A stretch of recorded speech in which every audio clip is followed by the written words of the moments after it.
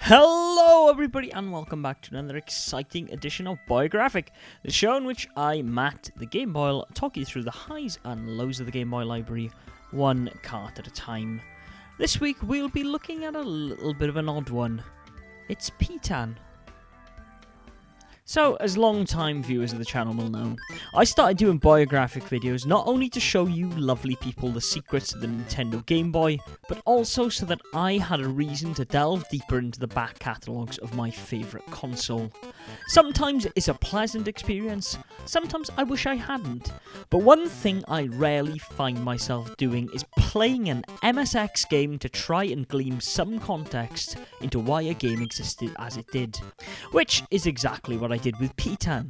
This seemingly simple Japan-only puzzle title was developed by Interstate, the folks who made the notoriously bad DJ Boy, and published by Kameko, a publisher more known for their forays into adult gaming with the infamous Gal Panic series than games starring chickens. But they are only the people responsible for porting this game. As mentioned, the origins of this cracking little title are actually not on the Nintendo Game Boy, but lie in the home computer market. The MSX version of Pitan saw its release in 1984, and is, as you would imagine, a simpler version of the Game Boy offering, but one perfect for explaining the game's basic principles. You are a chicken who needs to lay eggs in order to catapult your chicks back to the safety of your nest. If only things were that simple. The original game saw you take on a purple cat trying to eat your chicks, and would do so instantly if you got close to them. As a good mother hen, it was up to you to drop your eggs with clinical precision in order to fend off this fiendish feline. It being an MSX game, naturally it's pretty bloody hard, and offers no continues. This version originally was developed by Colpax and Nippon Columbia, and from what I can tell, was only released in the Spanish market by Sony in 1984. Despite my best efforts, I really can't connect the dots between the original MSX version and the Game Boy port published by Kameko in 1991. My educated guess would be that Colfax eventually became Interstate, but I unfortunately cannot confirm this due to there being virtually no information on either company on that interwebs. Unfortunately, not even Moby Games could help. But why do I think the Game Boy game was made by its original developers? Simple.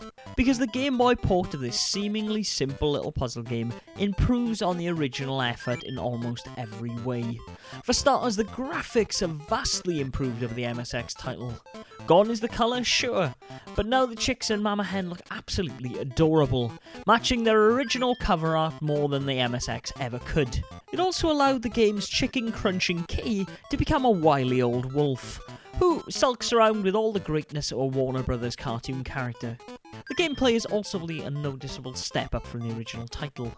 Because of how long it takes you to defend your chicks from the wolf, there's a small delay animation before he munches down on your chicks, which is definitely a blessing, as this seemingly straightforward game is actually packing a lot of depth.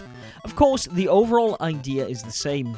Drop eggs, let them fall on platforms, changing directions of seesaws as they go, but even on the game's easiest difficulty, this can become incredibly tricky on the later stages.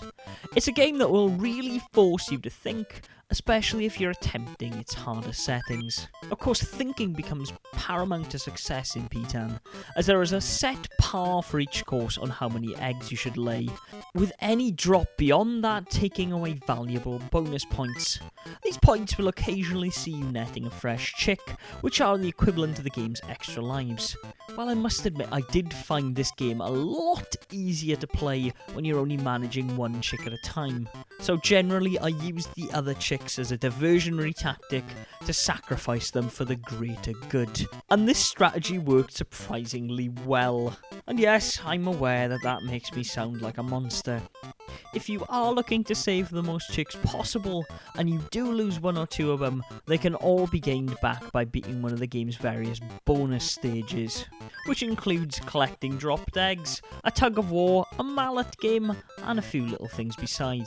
With a potential of 5 chicks at any time, it's very easy on the lower difficulties to beat the game's stages and get to the ending pretty fast. But on difficulties like very hard and crazy, well, let's just say every chick counts if you plan on seeing the game through to the credits, especially when you consider Pitan only offers the player 3 chances to continue.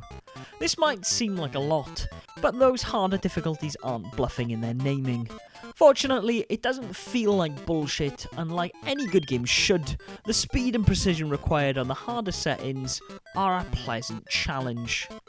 But Matt, I hear you cry, how do you know the names of the game's difficulties?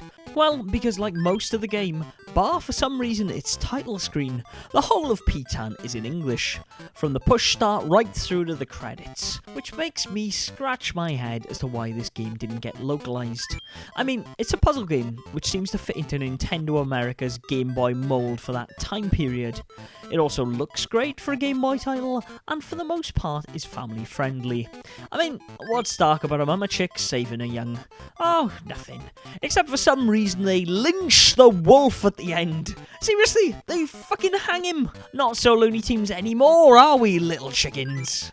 Apart from that surprisingly disturbing visual, I really do think everything about Pitan is great. From its addictive gameplay to its most part charming animations and damn good score, the game really has it all.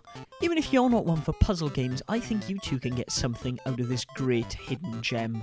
But be warned, if you're considering a cart, because of the game's great reputation and English-friendly nature, it can be a highly priced item. That being said, I really can't feel bad about suggesting you just emulate this one. The people who made the title are long scattered in the wind, and with its publisher Kameko shutting its doors in 2002, I think any hope of a reboot or a virtual console release is slim to none at this point. So, go and play yourself some Pitan. Trust me, you won't regret it. While the game will feel incredibly tame in its first few levels, what hides behind the facade of a simple puzzle game is a brilliant title just waiting to hatch. So pivot those seesaws, outsmart that wolf, and prepare yourself for some excellent entertainment.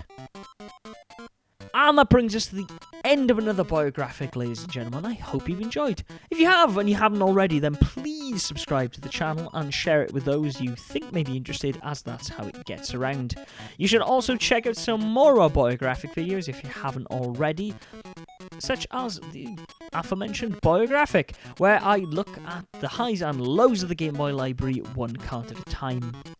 You can also check out some Boy Curious videos, where I look at bootlegs and oddities to the system, as well as some All the Glory titles, where I play through a game cutting out all of the deaths, leaving you with none of the faff but all of the glory. And I will actually aim to have Pitan up by this time next week, because there's not really a lot of footage of it out there. Okay, Game Boys and girls, well, let me know what you think of the game if you do play it or own a cart, and until next week, game on.